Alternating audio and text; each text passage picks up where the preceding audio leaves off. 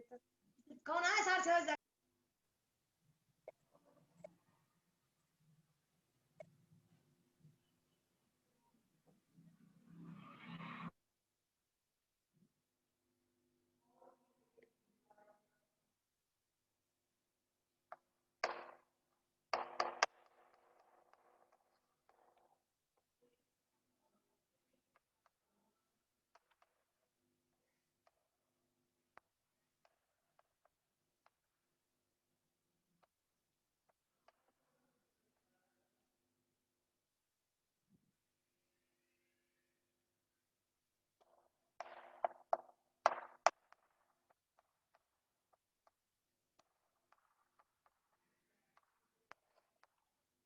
नया chapter start कर रहे हैं, यूनिट सेकंड का चैप्टर 5 वाला चैप्टर कंप्लीट हो चुका।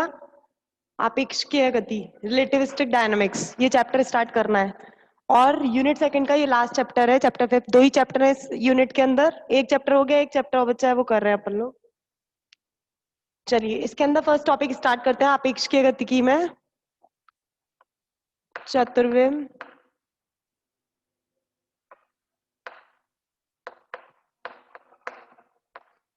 संवेग संरक्षण नियम। चतुर्विम संवेग संरक्षण नियम, हमें चतुर्विम संवेग संरक्षण नियम पढ़ना है। संरक्षण नियम तो हम लोगों ने पढ़ रखा है, संवेग संरक्षण नियम तो पढ़ रखा है, जो रेखिक संवेग संरक्षित नियम होता है। लेकिन अब आपको चतुर्विम संवेग पढ़ना है। चतुर्विम संवेग हम निकाल चुके हैं, P1, P2, P3 and P4। अब चतुर्विम संवेग को आपको संरक्षित करके लाना है। चतुर्विम संवेग संरक्षित कैसे होगा वो निकालना है। संवेग संरक्षण नियम तो आपने बहुत अच्छे से पढ़ रखा है, टक्कर के अंदर पढ़ रखा है, और रॉकेट गति के अंदर संवेग संरक्षित रहता है। लेकिन आपको चतुर्विम संवेग संरक्षित करना है। चतुर्विम संवेग संरक्षित कैसे होगा वो देखते हैं। और पढ़ाऊंगी मैं वो टक्कर के अंदर ही मैं चतुर्विम संवेग को संरक्षित करूंगी। कैसे करते हैं आइए देखते हैं। अगर हमें संरक्षित करना है तो हमें सबसे पहले ये पता होना चाहिए कि चतुर्विम संवेग कौन कौन से होते हैं, उनकी वैल्यूज क्या क्या है। पहले वो लिखती हूँ। किसी कण का चतुर्विम संवेग, किसी कण का चतुर्विम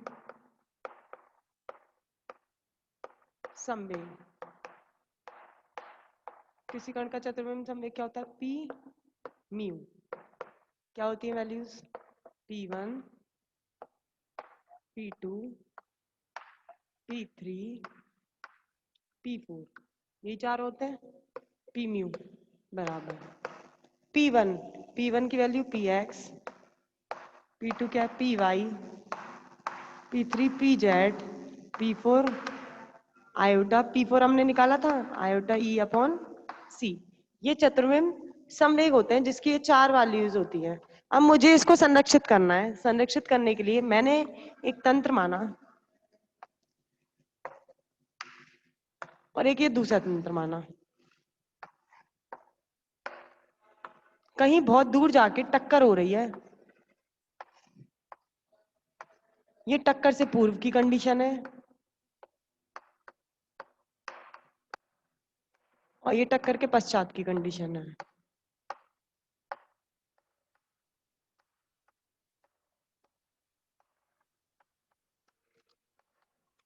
टक्कर से पूर्व इस कण का द्रव्यमान है m1, इसका m2, इसका भी m1, इसका भी m2। हमें संवेग संरक्षित करने हैं तो इसका माना चतुर्विम संवेग। तो पहले कण का चतुर्विम संवेग P1 लिया, लेकिन ये चतुर्विम है तो यहाँ पर म्यू लगा दिया।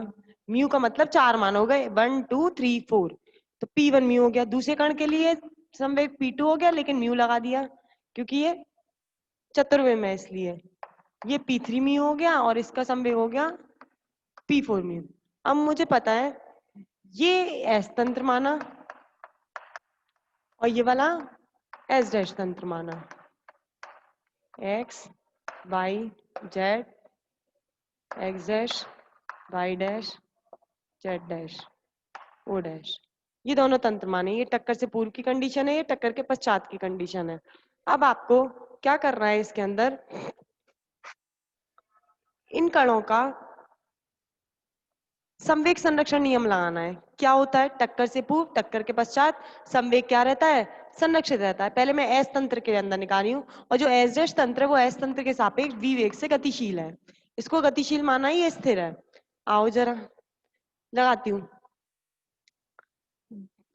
दो कणों के टक्कर के पश्चात, दो कणों के टक्कर से पूर्व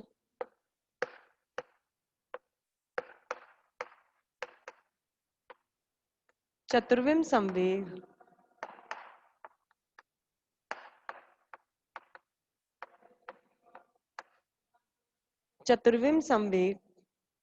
फ्रेम एस में, तंत्र एस में,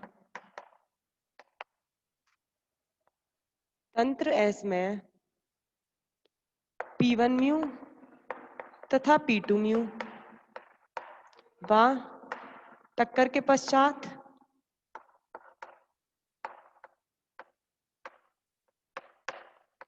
P3 म्यू व P4 म्यू है।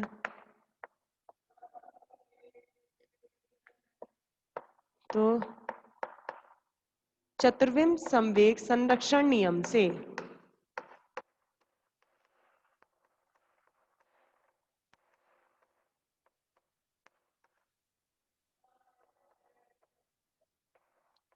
क्या होगा?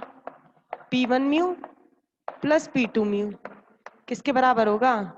P3 mu plus P4 mu के बराबर। और ये कौन से तंत्र की बात करी हमने? एस तंत्र की। स्क्रीनशॉट लीजिए।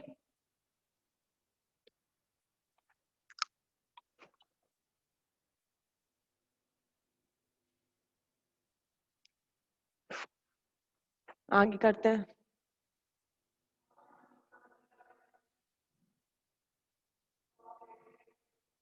अब मैं इसे एस डैश तंत्र में लिख रही हूं।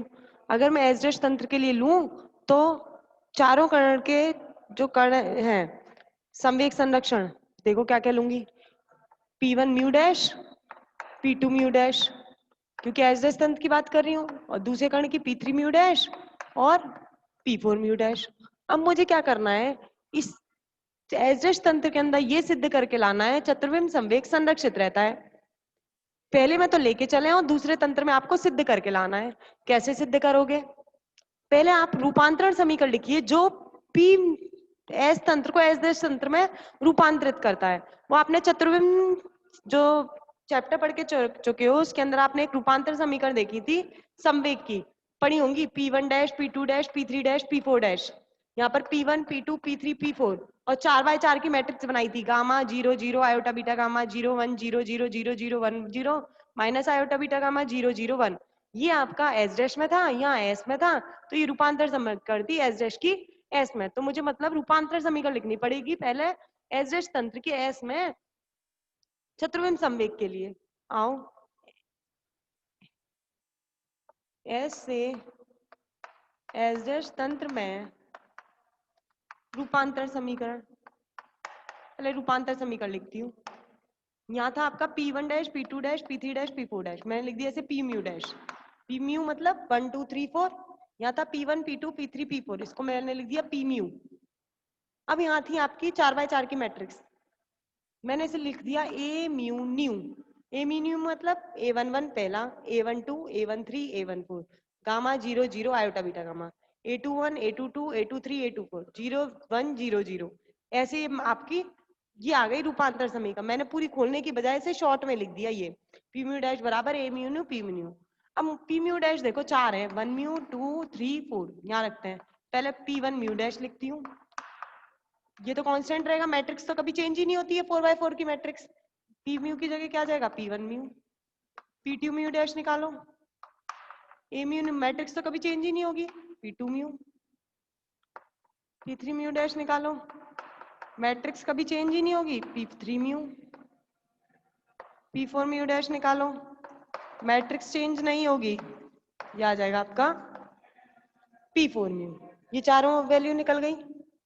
समीकरण में एक आ गई, ये 2 डाल दो, ये 3 डाल दो, ये 4 डाल दो और ये 5 डाल दो। आगे देखो,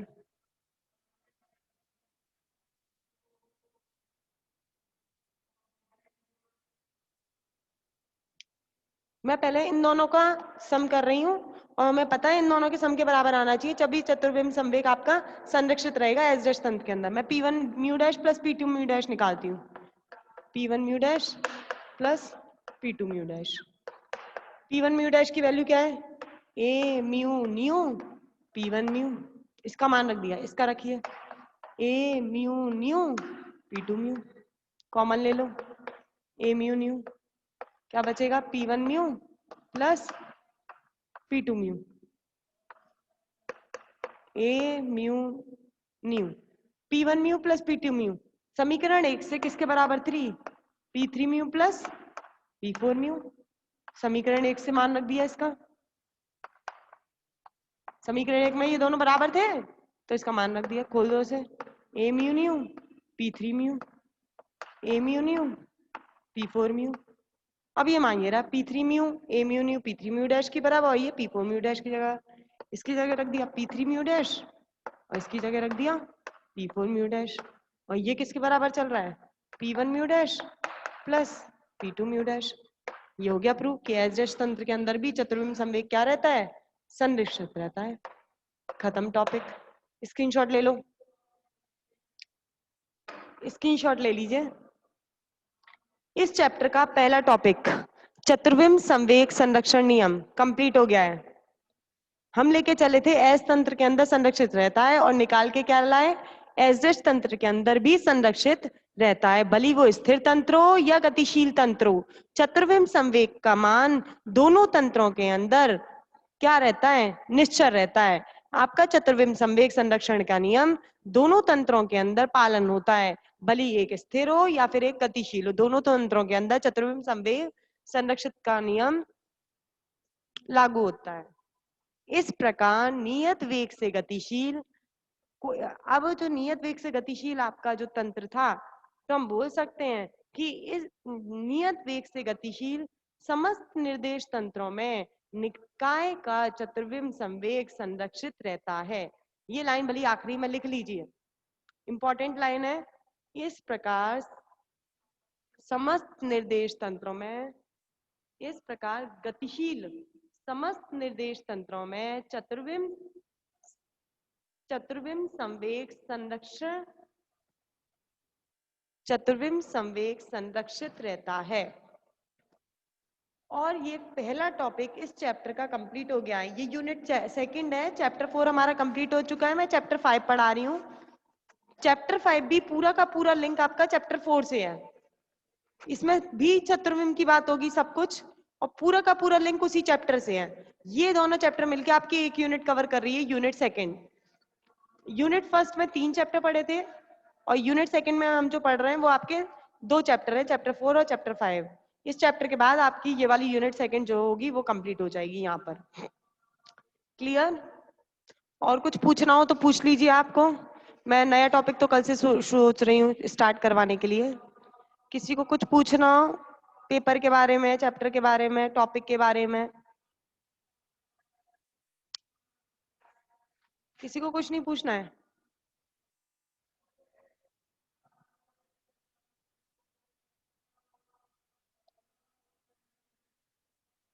ये टॉपिक क्लियर है सबको जो अभी पढ़ा हमने? चतुर्विम आवृत्ति, आज 2 टॉपिक पढ़ाए मैंने, चतुर्विम आवृत्ति और दूसरा टॉपिक आपने पढ़ा है चतुर्विम संवेग संरक्षण नियम। दोनों तो किसी भी समस्त निर्देश तंत्रों में, भले वो